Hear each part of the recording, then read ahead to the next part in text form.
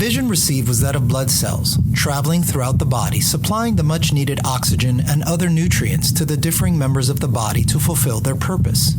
Once the blood cells are spent, they must return back to the heart to be refilled before being sent out again and fulfill their purpose. Hello, everyone, and welcome back to our Father's Heart podcast. It's been a while since I've done a live one, so I hope that this recording is actually better than the other quality recordings that you guys have had to suffer through, but hopefully the content in those recordings will make it well worth your time. But this particular podcast and the episodes that will follow, now that the holidays are over, that's kind of what it's about. And as I was gathering my thoughts to come up with content, I've wanted to share something that has actually been on my website. It's something that impacted me long ago when I heard it on an audio tape.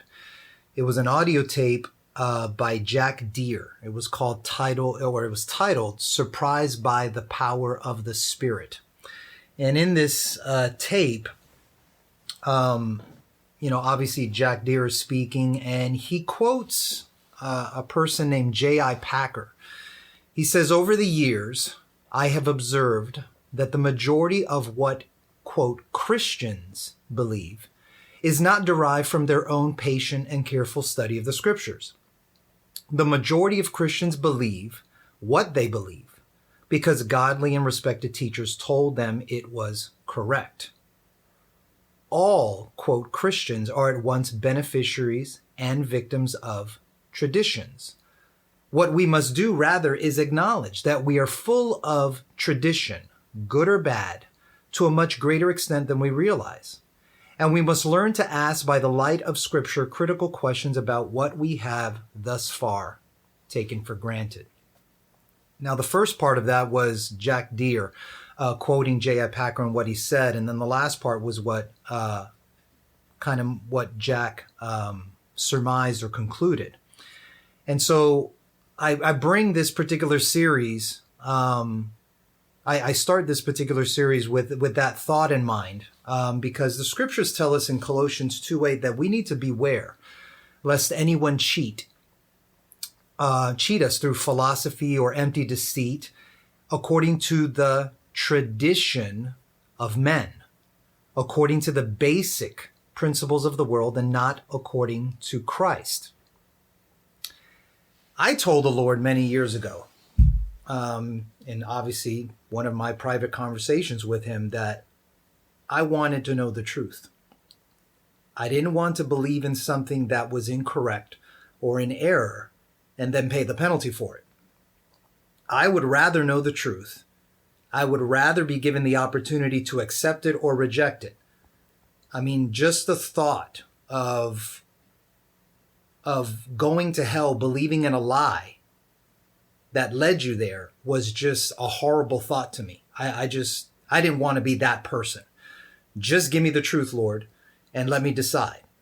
I may not have fully realized many years ago, in the way and in the depth and with the appreciation that I have today, how profound that request of mine was. Because from the very beginning, the Garden of Eden, God has given man the power to choose for themselves. Life, to be in covenant with our Creator, or death, eternal separation from Him. So it's with these thoughts that I would like to talk about holidays. And I guess I should start with my wife and my eldest child concerning holidays. Now, they're both here, so you guys can kind of say hello. Hello. Hello. All right. That was my wife first and my daughter second. And I kind of had the idea that, I always want to make these podcasts relatable.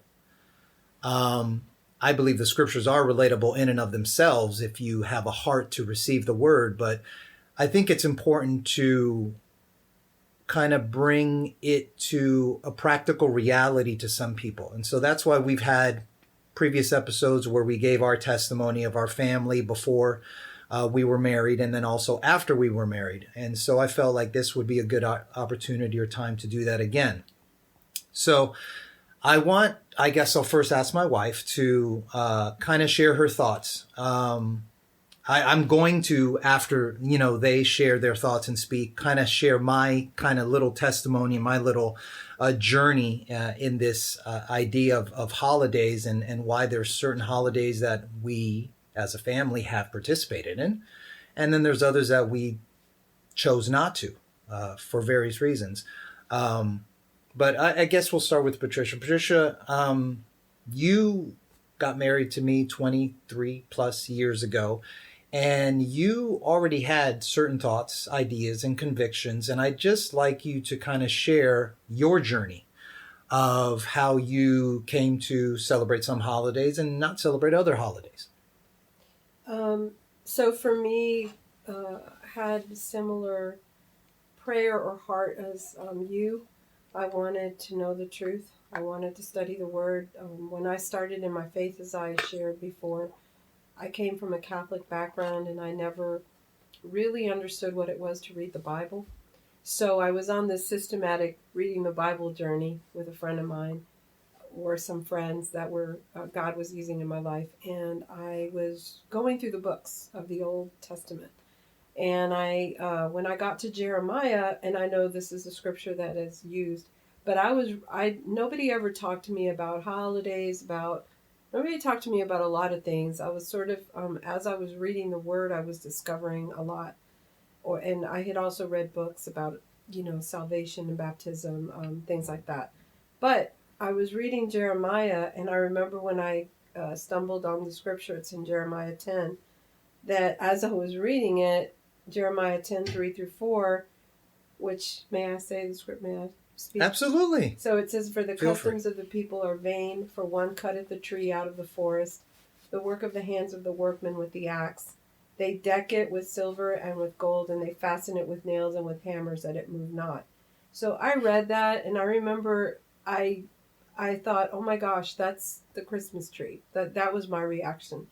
And I went to talk to my friends about it, and they didn't have that conviction, but nobody could deny what I had just read in the scriptures. So I sort of just kept seeking the Lord on it, because I'm the kind of person that when I run into something, I start digging around in the scriptures. I start trying to find the meanings of words, trying to find different places where that scripture may have been mentioned. And granted, this was early on, but I kind of stood alone on that, because I was in a fellowship where they did celebrate the holidays. I just I was alone at the time, so having a tree wasn't a big. I didn't have one, and then I wasn't interested in Christmas after I read that, and so. How many years ago was it? That was a long time ago. That was when I first started in the faith, so the late 80s, I want to say. Okay. You always want to put a time on me, and I don't remember times too well, but either late 80s, it had to be late 80s, because I moved to Florida in the 90s. And so then I moved to Florida, and I moved to a Spanish church, and mostly a lot of Puerto Ricans. And so around the time of Christmas, it's, my family's Dominican. Puerto Ricans are very festive people, very house to house. So I kind of got into what they call the aguinaldos, going house to house, singing, and all of that. But I still didn't do a tree. I still didn't decorate. I still kind of hung different than everybody else in terms of Christmas. And then during that time, somebody invited me to a Bible study, and I met a pastor that was actually, they had the same convictions in that Bible study. So I was like super excited, because I remember after going to that Bible study, the first Christmas Eve, I put that in quotes, I spent with them in a Bible study, where everyone else was having dinners and all that. I was having brownies and punch, and we were doing a Bible study. That stays in my mind, because it was exciting to me to be around like-minded thinking people about the holidays. And so I just continued walking in that, and I shared that with you, Jay, when we met. I believe we talked about different things, and that was one of the There were many things that we talked about. That was one of the things that we talked about. So now I want to make sure that that every listener understands, this isn't solely about Christmas, but that's where you went towards. That's where I went towards. I felt strongly about Halloween prior to that. Okay. Because I had been very early on, before I started studying the Bible, actually. I started slowly in the Bible, and somebody talked to me about a person named Rebecca Brown, who was a woman who had come out of witchcraft. And she was doing, I don't know if she was from Texas or Oklahoma, but she was very prevalent in the Christian circles because a lot of people were exploring spiritual warfare, walking in that, praying against demonic spirits. And I was very intrigued with that because I realized when I came to the faith that there were belief systems from my ancestors that were not pleasing to the Lord, and I didn't want to be a part of that. But I heard her talking about what the witches do on Halloween, and I was like, oh no, I am not having anything to do with that ever again. And so that one I walked away from super easy. I didn't even want to do Harvest Fest or none of that stuff because she was talking about how that night they actually prayed and sacrificed, young innocent animals and babies. And I was horrified and terrified, and so that was sort of one holiday that I ditched real quick that I didn't want to have. Okay, so Halloween, that's usually the obvious one, even though there are many Christians that will, celebrate some form of it in a different way. But would you say, share with us, did you participate in the normal holidays, considering you were mostly raised in America? And you went on your summers to Dominican Republic, I would assume, like myself, being in American culture, we celebrated those American cultures. I went trick-or-treating, and I did all the Halloween Okay, so stuff. Halloween, Christmas, horror houses, all that Easter, stuff. Valentine's. Yes. Oh yeah, that was another one. Valentine's Day. I was like, I struggled with that one. Some of it was my own personal reason, but I started looking into the origins of it, and it was like, why are people doing this? There's so many people that are miserable on this day anyway. Like, I was looking at it from a point of view of the people that don't get anything, because I was working in a law office at the time. Well, that's not surprising. I was working in a law office at the time, and it was like so many people that like went over the top with this Valentine's Day, and so many people that were so sad on that day. And I didn't like that. So I started asking the Lord about that one too, because it was like, okay, I don't see this in the Bible. So Valentine's Day was another one. And then I don't think I had any strong feelings about Easter until I started hearing teachings on it later on. I didn't see the point with the eggs and the Easter egg hunt and all of that. But when I started seeing that it was tied to other religions, then I didn't want to have anything to do with that. But that one came like further along the way because, Easter people celebrate Resurrection Sunday, and there was a lot of plays and a lot of performances that were done in the Christian churches in Texas that I was in that really hyped that up. Right. Where the focus was the resurrection of Jesus. So that one came off, shaved off down the road. Okay, so some were immediate Halloween, some were more progressive over time. Right. Okay. So I guess that's, my wife's perspective. And, what experiences that led her to start being more discriminating of holidays. She shared those with me. We didn't share that in our testimony, but yeah, that was one of the things that we talked about early before we even got married, and got to know some of her stances and her beliefs. So that, for me, I celebrated, being in the American culture, all of those holidays. Halloween, I remember going trick-or-treating. Christmas, we had a Christmas tree. We did the lights. There was presents. Easter. Valentine's, I remember Valentine's just doing it in school and kind of being shy because some girl gave me a Valentine's Day and I didn't know how to take that, and that was kind of weird and awkward for me because I was never a ladies' man in my youth and never a ladies' man afterward. I didn't have that type of chip on my shoulder. So it was all very, I guess, kind of weird, but there was candy, just stick candy in there and the kids are going to be all for it. So that's why Halloween is such a big thing for the kids.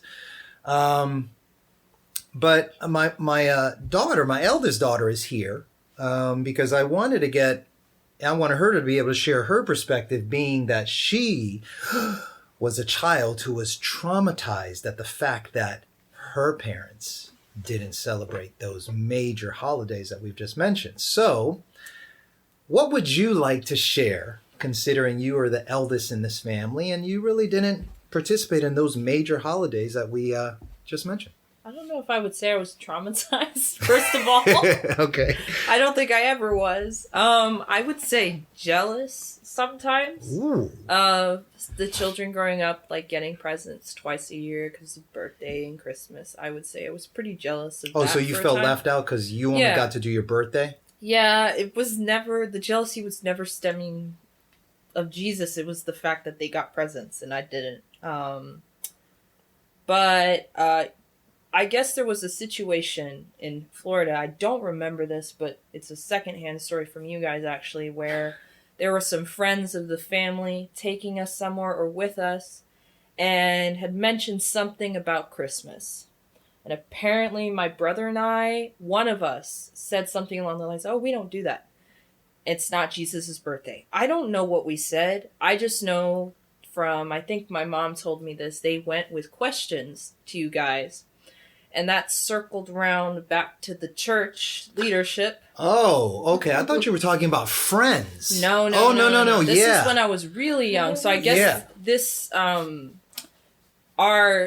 we were taught at a very young age it wasn't Jesus' birthday, simply put. Right. Very simple. But that situation, I don't know who blabbed, me or my brother, but... it was you. It was me? Yeah, okay. it was you. I got in trouble a lot for saying things contrary to some of the church principles there, but that was one of those things. It was a church in which they celebrated Christmas, and you can say better than me, what did that result in, Mom, with that situation? What ended up happening? Well, then it was one of the children had a conversation with me present, and was kind of saying that it was Jesus' birthday, and I was the one that blotted out, "No, that's not in the Bible." Or she said something like, "It's in the Bible." Oh, so the two of you teamed up on that innocent little Sure. girl? I don't remember any She of was this. she was actually older than Lydia, but she was a pastor's daughter, so the little girl went running to her Uh-oh. dad, and The we were pastor's just daughter. like, "Uh-oh." And then after that, the kids had been riding in the car with some friends who are very dear friends that we have now, and they actually I believe they re-examined the whole holiday thing over time. But they were very nice. They were just asking us questions. And I was thinking, oh my gosh, what did my kids say to them? But they were speaking the truth. They were speaking the truth that we had taught them. At the time, I was always afraid of conflict and the waves that would ensue. So anyway, they just had questions, and then it became a deal in the church because now it's more people that know. And yeah, it was more like a big, we had a message in church that seemed directed at those people that don't. Yeah, that's celebrate happened the to us a holidays. couple times in different churches where we have a stance and a belief, and we don't go out and try to cause a ruckus, but we're also, I guess, I'm also not the type of family that beats around the bush, if you will. And if something comes at me as if it's the truth and I know it's a lie, I usually don't placate them. And so as a father, I probably was pretty proud of my daughter for saying something out, and not, just going along, because otherwise, what's that going to do to them? They're gonna, conform because, everybody else is believing, but she didn't do that. And so I probably was pretty proud that, she said the truth. And she wasn't trying to cause division, but she wasn't about to take in some lie just because, an older, not really a friend, but kind of an acquaintance, was in the church. But, that happened to us at another church where I was asking questions about, I guess, the identity of Jesus and his relationship, if you will, with the Spirit of God and oneness. And then all of a sudden we get the Trinitarian teaching the next Sunday or the next Bible study Wednesday or something. And so those things, happened, often at times. But so I guess this is my Q&A session. Let's go back to Lydia. Mhm. You were homeschooled Yes. till 8th grade. Mhm. So you probably didn't have to, I guess, get affected on a more at a higher degree, if you will, Mhm. because you were homeschooled, and that's sort of like a bubble. It's sort of like a shelter, Whereas if you were in public school all that time, by golly, every year you would have had to deal with it because everybody in school is doing Halloween and dressing up to come to school and dressing up for, or not dressing up, but doing stuff for Christmas and doing stuff for Valentine's and doing stuff for all the holidays. You eventually did go to public school, and eventually they did do some of that stuff. So did you run into any conflicts or situations? What was your experience as you had to kind of live out something that you were just simply raised in by your parents? I don't remember particular instance that stands out in mind. I know I did have to address it with some people, just like random questions, and I kind of would give the kind of easy answer, like it's not historically, you can find out that it wasn't actually Jesus's birthday. It wasn't very likely it happened in that time. I didn't really go into the religious reasons too much behind it because I didn't really talk about that too often in school. But my friends were aware I didn't celebrate Christmas. Sometimes I got presents and I was like, I hope you know I can't return the favor. I can't get you a present back. And they didn't seem to mind. Same thing with Halloween. I didn't go trick-or-treating or anything like that, but people would give me leftover candy. Valentine's Day, it was at school, you would write a little note, and it didn't have to be to someone you liked. It could be a note of appreciation or something, and they kind of just sent it off. Same thing around Christmas time. It would be a little note with a candy cane. So it was around. I would say the jealousy had kind of dissipated a lot by that time. And I had an understanding. I didn't really utilize it actually, though, till college. I remember a lot more conversations revolving around my reasons for not celebrating the holidays in college with roommates, with my friends, especially those who professed to be Christian or some form of Christianity were also kind of confused. You don't celebrate Easter? You don't celebrate Christmas? Most people understood Halloween, but didn't they immediately label you as a certain religion? what was that? I don't remember that. Well, normally, I could be presumptuous in that statement, but normally when you say you don't celebrate the holidays, they immediately say, "Oh, you're a Jehovah's Witness." Yes, okay, Did you get yes. that? I did get Oh, that, you did, or okay. Jewish. Or I Jewish, okay. I got asked if I was Jehovah's Witness or Jewish. Yeah, I guess you look Jewish. Yeah, I suppose. biblically speaking. And luckily, even though it was really rusty at that time, as one of our homeschooling things, Bible study and Bible topics were a part of our curriculum, so to speak.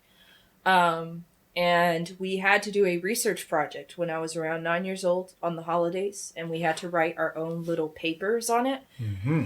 My brother and I wrote papers. My sister was too young to do that, but she did learn with us, like the basics. So I remember we had to watch various documentaries on History Channel about it.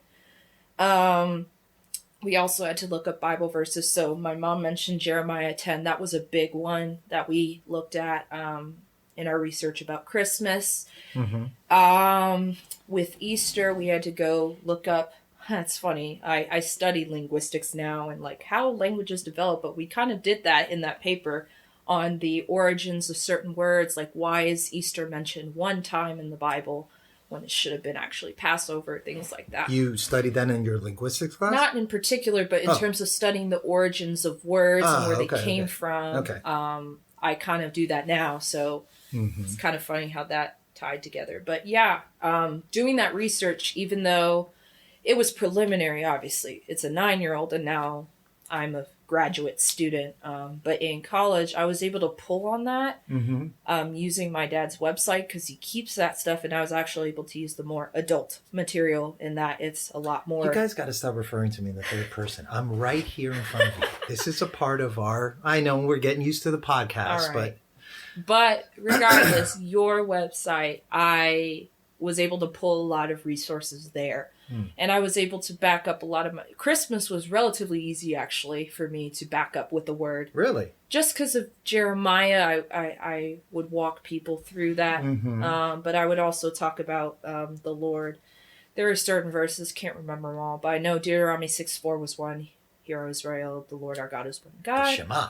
Yes, and how you're supposed to not worship other gods before him, according to the Ten Commandments, and how there are various verses in the Bible. I have them in those, in that research. I just don't remember them off the top of my head. But bewailing the Israelites or followers of Christ to be led astray by pagan ways, etc. So I would use those, but also historic. I really like those projects in that we incorporate both the Bible but also history with it. So if people didn't get the biblical reason, they could usually understand the historical reason with me. So like with Christmas, I would say reasonably people would admit Jesus' birthday was probably not around that time. In fact, I've met people who are Christians say, yeah, we know, but also it's just a day we take to commemorate it. Always or that people, but. Huh? Always that but. Yeah, or I've gotten, people who aren't really Christians, they're kind of like, well, it wasn't really about him in the first place. It was about Santa Claus. I'm like, but Santa Claus has historical stuff too. So things like that. It's just funny to hear, I guess, or ironic for me to hear the different ways of justifying it in a way. Halloween, another one was, I met quite a few Christians, not necessarily friends, but peers in high school, college age, who admitted that they grew up like doing trunk or treat. And I'm like, what's that? Because we didn't do that at my church. But I heard about it later on when I was older. And that was when we moved it to Georgia, right? Because that didn't happen in Miami. Yeah, that was not in Florida. And I heard about it, and then it was described. I'm like, that's trick-or-treating in church. So I was like, well, that's just kind of reframing it. And then in research and in explaining to others, you just kind of realize how people take something. It's not, you could argue, it's not so bad or something like that, but you're taking something secular that is not of the Lord, simply put, and you're trying to reframe it and fit it under the Christian framework, which is warned against in the Bible. So for me, in explaining to others, that kind of solidified my own beliefs and why I won't. It's challenged me on, will I stand on this when I'm not at home? So, for example, if I'm invited to a Christmas event and it's explicitly said it's a Christmas thing, it's not a winter party, it's Christmas, I have not gone to those things. Or even if it's a winter thing and it's like ugly sweater themed, or they do a Secret Santa exchange, I'm like, I'm not going to participate. You're bowing out. I tell people why, and they're usually pretty understanding. It's not caused a full-blown issue with people. The only times where people get really confused, I would say, is the ones who are Christians and celebrate Christmas. That was the main problem. And Easter as well, trying to explain that to people. So you had more issues with Christians that celebrate Christmas rather than non-Christians who celebrate Christmas? Yeah, I would say they didn't get it, but they also were just like, they didn't really care about the Christian component too much anyway. I do know some people who, like, traditionally they'll go to church on Christmas and on Easter, but they don't really go to church throughout the year. Right. It's just kind of a thing you do, a tradition, if you will. And so that's kind of how that went down in my college and graduate student years. Well, you got into something that I was going to get into, but you already got into it, which is fine. There was a little monkey wrench in my plans, but it's no big deal. I'm not in your head, sorry. No. That's fine. Even though my ancestry was from Puerto Rico, in America, I grew up like all American kids, and I consider myself more American than I do Puerto Rican, and you know that. But for the sake of those that are listening, so growing up in the American culture, participated, when I was in my youth. We participated in obviously New Year's Day and Mother's Day and Father's Day and Valentine's Day and April Fool's Day and Easter and all of the other ones that we've mentioned. But when we moved up to Georgia, we had already decided, because my wife and I had spoke, before we got married, about holidays and things that we would engage in and then not engage in, and realize, counting the cost, what's that going to cost us? Is it going to cost us friends? Is it going to cost us relationships with other people? Because, they're very tied to those things. But I remember it was in 2008, I believe, when you were 9 years old, that I decided, because I had never studied it before on my own. I never studied, holidays and their origins. But I felt like we're homeschooling. So as the headmaster of Our Father's Heart Homeschooling, I decided we're going to research this and we're going to make this a family affair. I don't think Mom was involved. I think I took you three to the library, the local library ourselves. Do you remember that? Yes. I think we had to. We went to that's where we started. Yeah. We went there. We went through encyclopedias. We found books. We went and then we found out a lot of stuff was on the internet already. It was already on history.com, which I can't even find that stuff now on history.com. They've changed it. They've modified it, and what we found there is not there anymore. But one of the things I did was I copy pasted the things that we did find in history.com, and I put it in a document. But for me, that was actually the first time, because I had heard other people talk about it, and they were, pretty dogmatic about it, if you will, with the holidays and not participating in some things. And I guess to some extent there are some holidays that I'm dogmatic about, like Halloween. I'm just not doing that, because it's just overtly obvious why a Christian should not. But even sometimes you can't even explain that. So that in 2008, and it was near the end of the year, it was probably near Halloween or Christmas, that we just went to the library and we started researching and just gathering information. And we used that. I was more on the research side, I think I remember. And then my wife, because she was very good at the writing technical aspect of that, she would help you guys out with writing your papers, because that was the assignment. You guys had to come out with a paper. Maybe not a 5-paragraph essay like you did in high school, but something like it, where you had, we were trying to teach you the outline and the format of how to write a paper. So your first paragraph was, what's your thesis? What's your thing? And then the body, and what are the different, facts that you researched and found? And then what's your conclusion at the end? So it was really easy to do, but we found so much information that I just simply wasn't aware of. Obviously Halloween, we found out a lot of stuff on Christmas. We found out stuff on Easter. And it was really easy to find. I mean, it was just right there in the encyclopedia. Most of our stuff really came from just get an encyclopedia. I don't know about today. I don't know about today's encyclopedias. Haven't been in one, but the ones that we used were from what I can remember, 1990, 2008, 1989, let's see here, 2005. So definitely late 20th century, early 21st century, we found, what we needed. And that was when I became personally fully persuaded on why I'm not going to be engaging in Christmas, specifically Christmas or Easter or any of these other things. And even though we raised you that way, I hadn't studied it. I hadn't really looked into it. I guess it was an issue to me for several reasons. Yes, I was raised and experienced those things as a child. But partaking in them was not such a nostalgic grip on my life that I wanted and I had to continue in them.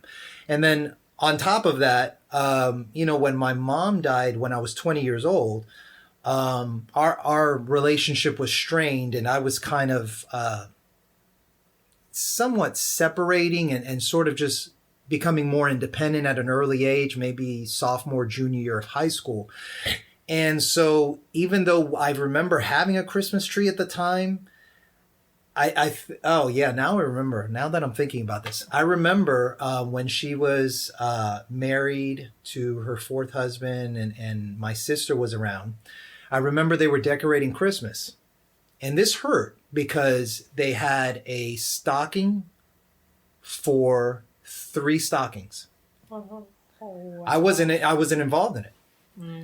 And I remember that, and I remember, and it's not, it didn't affect me so much that, oh, that's why I don't celebrate Christmas. I can honestly say that really isn't why, but I just remember that event, and that happened so near to her passing away. It was just memorable to me. So, after she died, well, I was alone. I was living in a house alone, and I went through she actually died, I think it was December. I think it was December 29th. It was just right after Christmas. She had a heart attack and she died. And so Christmas was actually sour that year. And that was in, I can't even remember the year now. 1994. There it is. I'm thinking of where I was in school. I was trying to go, where was I in school? Oh, yeah, that was my second year of college. So 1994, she passed away. 95, I was alone. Christmas was nothing for me. 96, Christmas was nothing for me. I was still alone. 97, I didn't meet you until 97. But that church, that if you go back and listen into the other podcast of our testimony, that particular church where my wife and I met, that was a church that didn't celebrate Christmas because the pastor there was very against the Catholic Church. Until I researched it on my own, I didn't realize why the Catholic Church was such an issue with him in regards to Christmas. His Catholic Church was an issue for many other things. But I didn't realize what was the impact of the Catholic Church on the Christmas holiday. I didn't realize it until I researched it. And I realized, wow, that has to do with the 4th century, the Council of Nicaea, the Council of, I think it was Constantinople. And I realized, oh, that actually has to do with a lot of things that are are famous now in regards to doctrine, which I'm really more interested in than origins of holidays. And I'm like, oh, okay. So I just had a deeper appreciation after we did that study. And that was just with you guys. You were 8 or 9. 9. John was 7 or 8. And Deborah was lagging behind about 4 years from you. So you can do the math for that. So yeah, she was young. She was just tagging along, not really understanding everything, but things were being seeded. But there are holidays that we still do partake of. Thanksgiving. We do birthdays. And my idea about Thanksgiving, and well, I don't want to get ahead of myself, but our idea about Thanksgiving was just, man, it really is a day to just give thanks to the Lord for all that he's done this past year, for where we're at now, it was really just Thanksgiving. I mean, yes, we traditionally had a turkey. That's part of the American culture. And that's what I was raised in. But we didn't make the holiday an idol or a sacred golden cow that if you touched it, you're going to get our ire. You're going to get, you're going to get our wrath or anything. We didn't make any holiday that way. We celebrated birthdays, but only, and I talked about this with you, I think about 2 weeks ago as I was thinking about this. When we celebrated birthdays, we were always thanking God that he brought your life into our life. Written on every card. Literally written on every card. And I'm glad you can testify to that, because that was always our emphasis. It wasn't about, giving you a birthday and giving you presents. No, it was about really thanking you because, if you listen to the other testimonies, our podcast testimonies, that was a prophetic fulfillment in Mom's life. Not so much mine, like hers in comparison to hers.